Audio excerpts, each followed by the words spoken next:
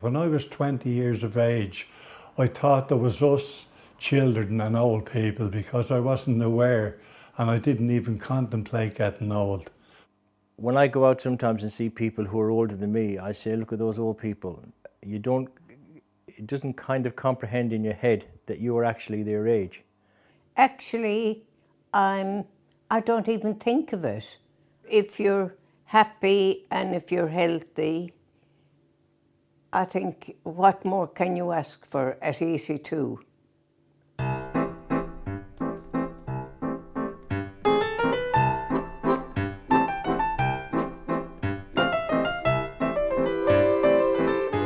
Larry, don't forget to take your umbrella. Larry, don't forget to take your hat. Because it's looking like rain now. You know, Muriel's like that.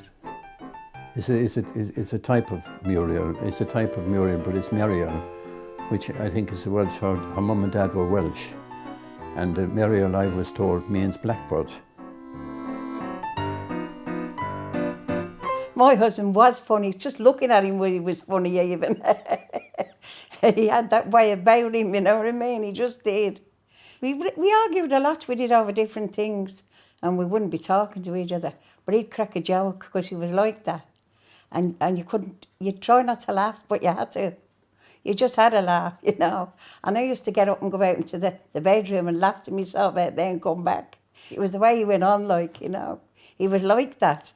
He used to make him laugh in the hospital and all he did. He did, yeah.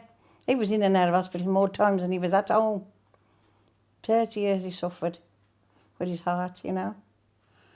But he never let it get him down. Never, ever let it get him down. We met at a dance. And he dated my friend. He passed me by and dated my friend first. And I've lived to regret it. Because I never failed to bring it up. I was passed over. We're married this year, 60 years. I think, don't we? What happened? Age, and I don't know. No, but I find it very easy to get frustrated. That's what I find my biggest thing, and I can, like this, because I can't do something or I can't reach something, I do get frustrated. She takes that out on me. I do. I'm not as mobile as I was, and that was a shock because it came very suddenly, and it just totally changed between us. I suddenly became very dependent on Philip for things which I hadn't been before.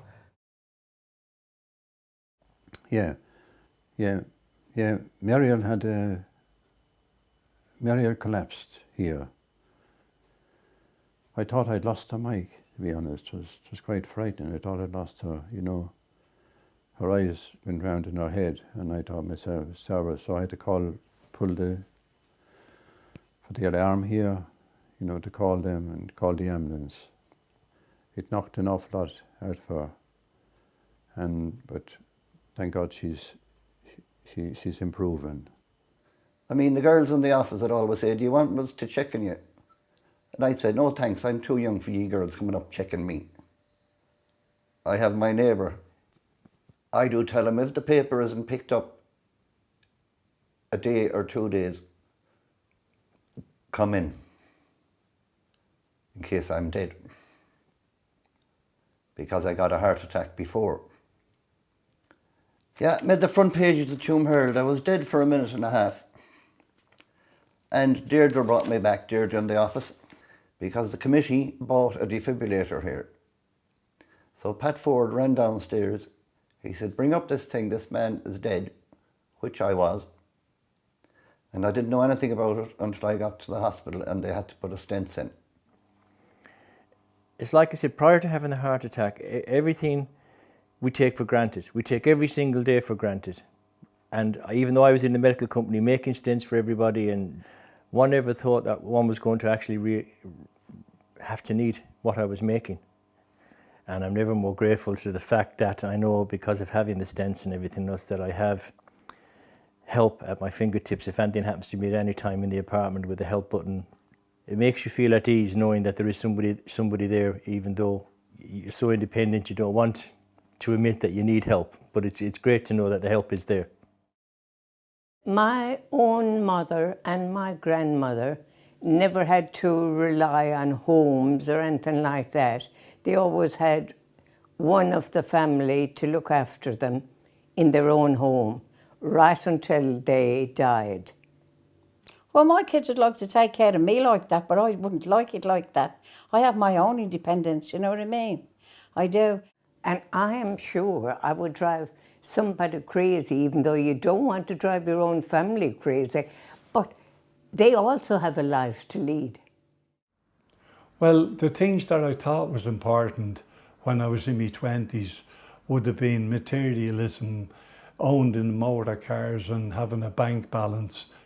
When I was married first, I thought that the world centred around me, and I didn't realise how good the other part of me was, my wife. I took her for granted.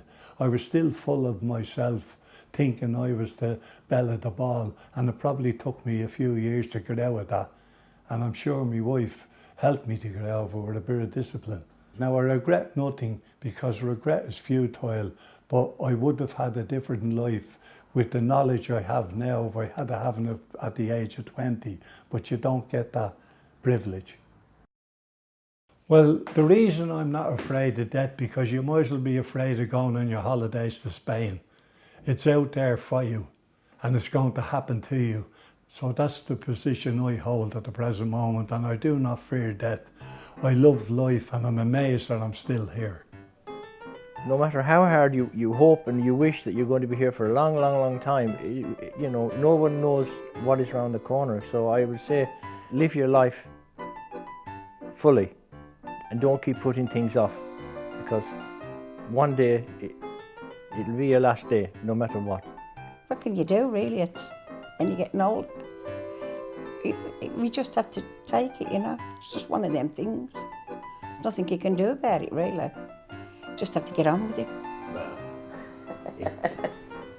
they did say for better or worse. That's right. That's So, right. we haven't got fed up yet, have we? No, not yet.